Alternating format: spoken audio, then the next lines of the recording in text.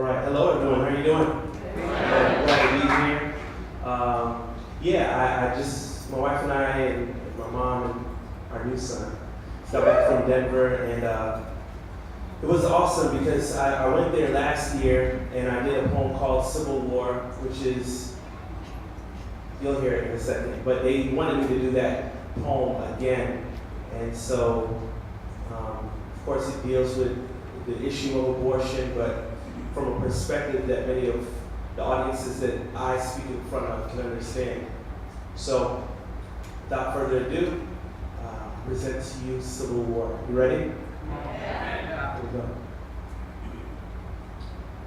1861, musket rifles with mini ball bullets blast across the Mason-Dixon line from both sides. Bayonets in my neighbor's neck if they're close enough. Gun smoke and tensions in the air. This won't end for another 4 years. The American Civil War.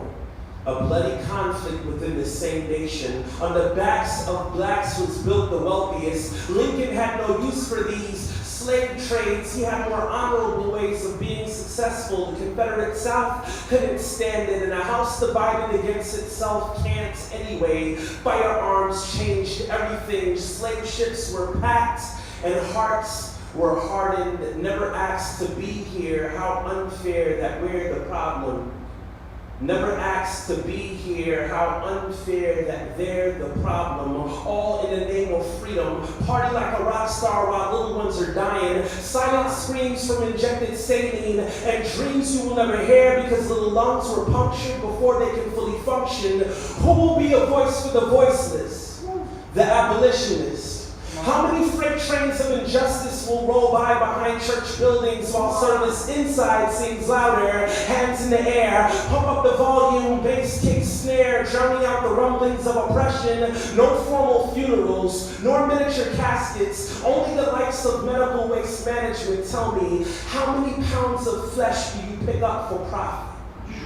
And when will that weight begin to weigh down on your conscience? Jim Jones, no thanks. You can keep your Kool-Aid. This sugar-coated genocide is sponsored by media, abortion pills, birth control, control the growth, convincing to commit cultural suicide. Not televised in the hills. Killer number one among African Americans is done by a wolf in sheep's clothing.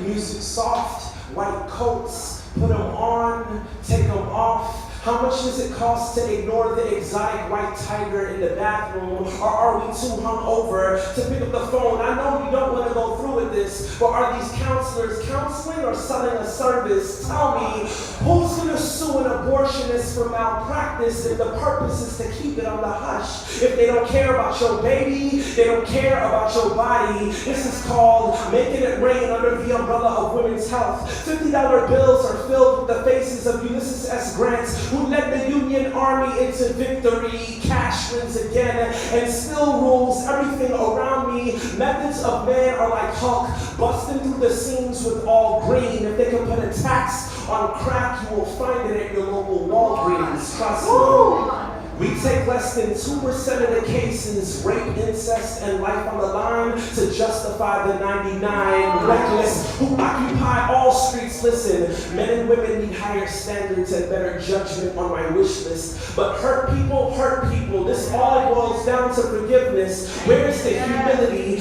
Daddy's running away like slaves from the so-called shackles and chains of responsibility.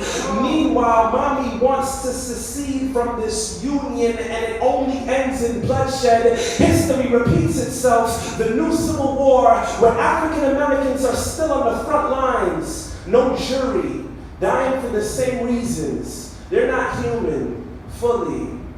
Slavery wouldn't have ended if it depended on quiet. Folks willing to take a bullet to the head in some riots, and I'm all for nonviolence because words can change trends, but worse than words for my enemies is the silence for my friends.